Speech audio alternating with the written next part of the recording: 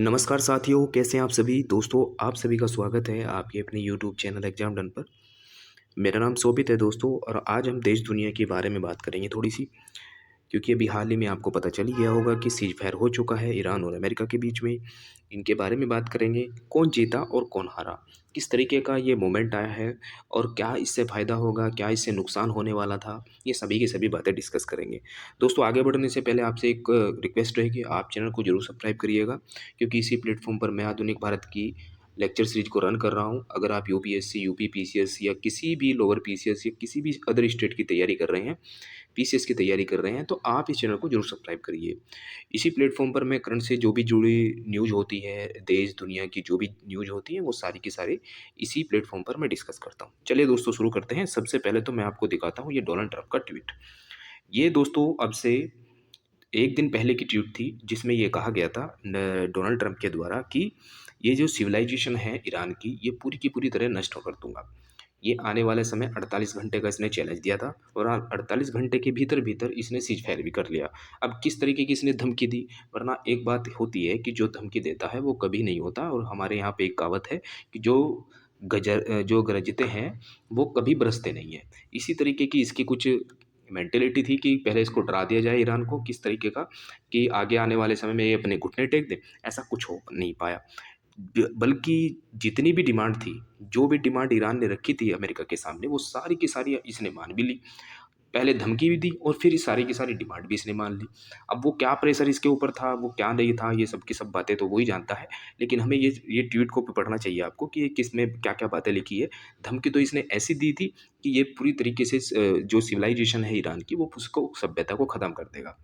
अब लोग बाग कुछ कयास लगा रहे थे कि क्या ये परमाणु बम छोड़ेगा? क्या किस तरीक़ा का कोई मिसाइल छोड़ेगा, जिससे कि कहीं पर इसके जो ईरान के कहीं पर जो आपके इनके परमाणु संयंत्र हैं, वहाँ पर ये बम छोड़ेगा, जिससे कि कोई रेडिएशन फैल जाए और वहाँ के लोग को सफ़र करना पड़ जाए। तो ऐसे-ऐसी कुछ बातें सामने लोग बाग निकालने लगे। यहाँ तक कि तो जो रात को मीडिया है वो भी जग रहा था कि इतने घंटे हो गए हैं, सुबह 5 बजे आपका डोनाल्ड ट्रंप बम गिरेगा, ये गिरेगा, वो गिरेगा, ये सब बातें हो रही थी। तो डोनाल्ड ट्रंप की ये थोड़ी-सी धमकी और पूरे वर्ल्ड में तहलका मचा दिया, और इस तहलके ने ही सबको डरा के रख दिया। और फिर क्या क्या हुआ कि खुद की जितनी भी शर्त उसने रखी थी ईरान ने वो सारी की सारी शर्त इसने मान ली।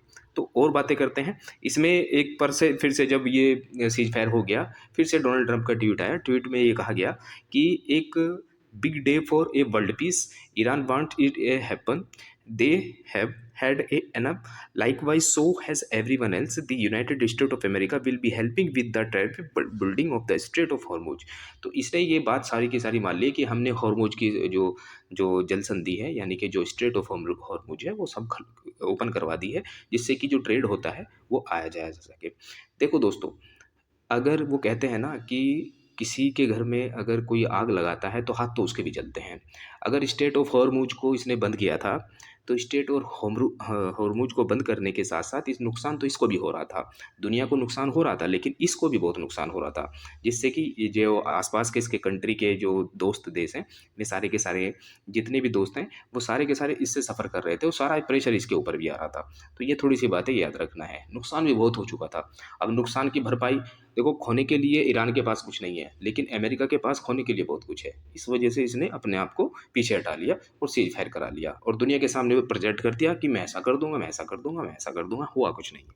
तो ये बातें हैं, याद रखना। तो वहाँ के लोगों ने खुशी मनाई है कि जो ईरान है, ईरान के लोगों ने ईरान को कहा है कि हम जीत गए, युद्ध जीत गए हम। तो ये वाक़ई युद्ध जीत गए हैं। मेरा मानना तो ये है कि वाक़ई युद्ध जीत गए हैं। तो जिसके जो डिमांड होती है, अगर वो मान ली जाए, युद्ध का ये पहले भी संधि होती थी, आपने उसमें पढ़ा होगा, इतिहास वगैरह में पढ़ा होगा, जो डिमांड होती थी वो मान ली जाती थी तो युद्ध जीत लिया जाता था। तो यही कारण इसी तरीके से हुआ है।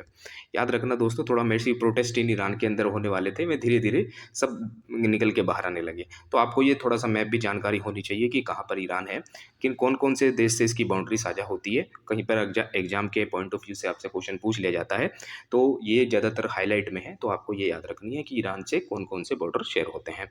इधर पाकिस्तान होता है, अफ़गानिस्तान होता है, तुर्कमेनिस्तान होता है, और आप नॉर्थ वेस्ट में चले जाएँगे तो अज़रबैजान, आर्मेनिया भी इससे बॉर्डर साझा करता है, ये भी बात याद रखनी है। इधर आपको देखने को मिलेगा इराक, और इधर तुर्की के साथ भी ये बॉर्डर साझा करता है। तो थोड़ा-सा इसका मैप भी आपको जानना चाहिए।